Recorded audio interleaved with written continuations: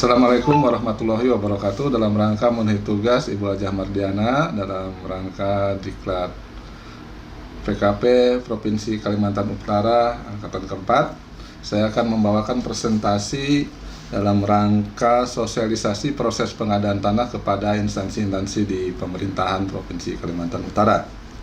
Oke, yaitu pelaksanaan pengadaan tanah bagi pembangunan untuk kepentingan umum.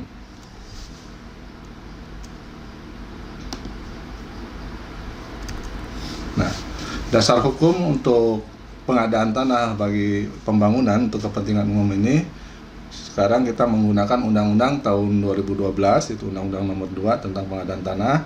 Kemudian ada Perpresnya nomor 71 tahun 2012 yang sudah direvisi sebanyak 4 kali. Ya, terakhir nomor 148 tahun 2015. Dan ada juga peraturan Kepala BPN, peraturan Menteri ATR BPN juga yang merevisi, ya. Kemudian ada Permendagri nomor 72 tahun 2012 tentang standar biaya pengadaan tanah untuk yang menggunakan APBD, dan peraturan Menteri Keuangan nomor 13 PMK 01 2013 itu standar biaya untuk pengadaan tanah yang menggunakan dana APBN. Nah, ini selanjutnya tahapan pengadaan tanah. Yang pertama adalah perencanaan.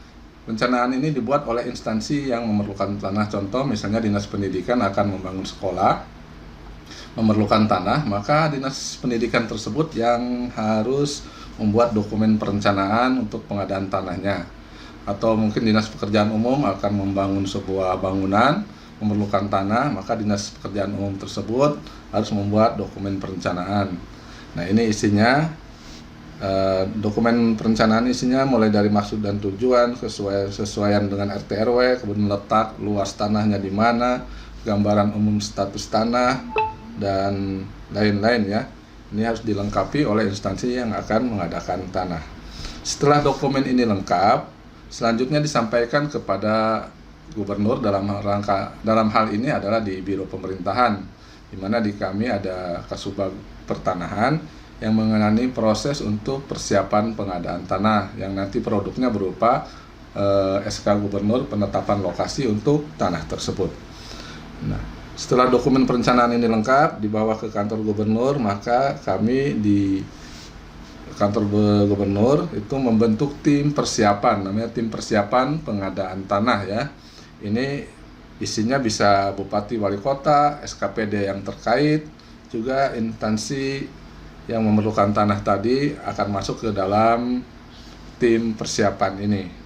Nah, tugasnya itu melaksanakan pemberitahuan, melaksanakan pendataan awal tim ini, melakukan konsultasi publik, terus menyiapkan dokumen untuk penetapan lokasi tadi. Ya. Setelah tim persiapan menilai dan melakukan apa yang tadi dikerjakan, tim ini sekretariatnya di sekretariat daerah, yaitu di kami di Biro Pemerintahan Umum, ya kan. Nah, tim ini memberitahu rencana pembangunan di lokasi, ya. Pemberitahuan ini bisa dilaksanakan secara langsung maupun tidak langsung, ya. Tim bekerja, ya, setelah tadi dokumen masuk, kita memberikan pemberitahuan lah secara langsung kepada pemilik, ya, tatap muka kita sampaikan bahwa di lokasi ini akan diadakan pembebasan lahan, itu pembebasan tanah untuk pembangunan apa, gitu kan, disebutkan saja. Juga berupa surat disampaikan kepada camat, desa, dan pemilik tanah tersebut. Bisa juga pemberitahuan ini secara tidak langsung, karena biasanya ada saja yang pemilik tanah ini tidak berada di tempat tanah tersebut berada. Misalnya yang memiliki tanah tersebut orang dari luar pulau atau dari luar provinsi seperti itu. Untuk menjangkau itu bisa saja menggunakan media cetak maupun media elektronik, ya. Nah, setelah ada pemberitahuan, kemudian tim bekerja melakukan pendataan awal, didata tanahnya di mana, berapa luasnya, siapa pemiliknya. Ini pendataan awal, ya. Nah, setelah diketahui pendataan awal ini siapa-siapa saja pemiliknya, maka diadakan konsultasi publik, diundang orang-orang yang sudah didata tadi, diadakanlah konsultasi publik, ya, seperti sosialisasi itu. tempatnya di lokasi, bisa di kantor desa atau mungkin kalau dekat dengan camat, kantor camat atau di balai pertemuan yang relatif dekat dengan lokasi tanah berada ya, supaya mudah mendatangkan masyarakatnya.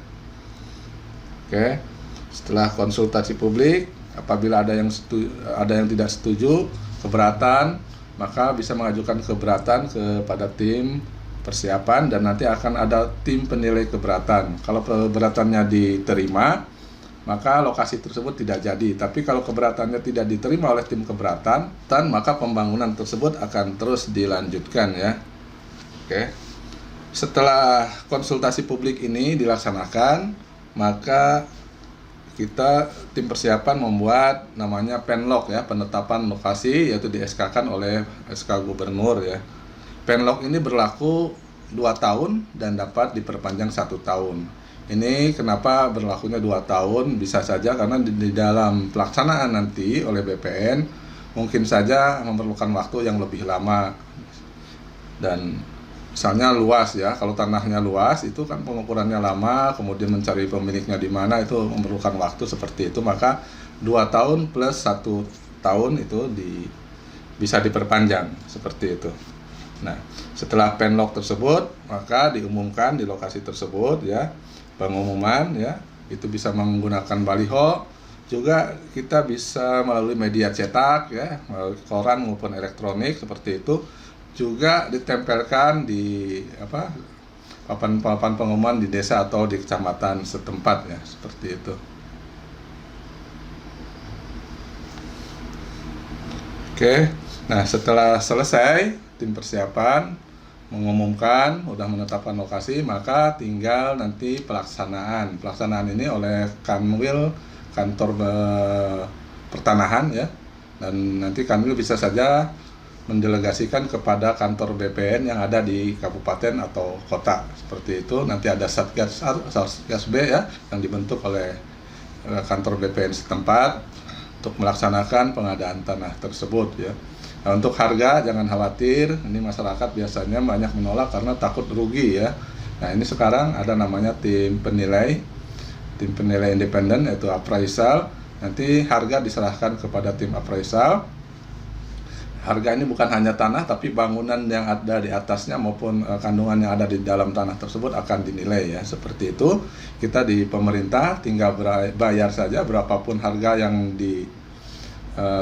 nilai hasil penilaian appraisal itu kita akan bayar. Biasanya sih ganti untung ya, untuk sekarang bukan ganti rugi seperti itu. Nah, biasanya seperti itu. Nah, dalam ketentuan yang lain juga, dalam Perpres 148/2015 nih, gubernur bisa mendelegasikan kepada bupati atau wali kota ya, untuk efektif dan efisien ya. Karena bisa jadi misalkan terlalu jauh ya, mungkin bolak-balik yang diurus tidak seberapa, lebih baik nanti tim persiapan ini diserahkan kepada bupati atau wali kota saja untuk melaksanakan persiapan pengadaan tanahnya. Oke, kita lanjut. Nah, untuk tanah yang kurang dari 5 hektar bisa diadakan langsung ya, bisa juga boleh diadakan langsung, dalam artian instansi yang memerlukan tanah tersebut silahkan negosiasi dengan pemilik tanah bahwa tanah tersebut akan dibeli oleh pemerintah, tetapi tetap untuk menilai harga itu adalah dari appraisal ya, karena kita pemerintah nggak boleh menentukan harga seperti itu. Nanti setelah disetujui oleh pemiliknya tinggal dibayar saja ya. Appraisal menilai harga, setuju yang pemiliknya tinggal bayar aja seperti itu ya. Jadi ini untuk efisiensi juga, karena kalau kurang dari 5 hektar terlalu banyak biaya yang dikeluarkan juga nggak efisien ya, seperti itu. Mungkin demikian saja sekilas tentang proses pengadaan tanah bagi pembangunan untuk kepentingan umum ya. Sekali lagi ini untuk kepentingan umum, bukan tanah untuk pribadi tapi untuk kepentingan bersama. Harapkan masyarakat juga tahu bahwa pemerintah mengadakan tanah ini bukan untuk memaksa ya, tidak memaksa. Nanti kalau tidak setuju dengan harganya akan dititipkan di pengadilan ya, karena namanya konsinyasi seperti itu, sampai proses di pengadilan selesai. Silahkan nanti masyarakat tadi bisa saja mungkin yang bersengketa atau yang tidak setuju, dan nanti ngambil uangnya di pengadilan seperti itu. Dalam hal ini pemerintah menginginkan masyarakat juga senang, pembangunan juga tidak terhalang, dan proses pengadaan tanah dapat kepastian ya selesainya. Demikian, semoga bermanfaat. Wassalamualaikum warahmatullahi wabarakatuh.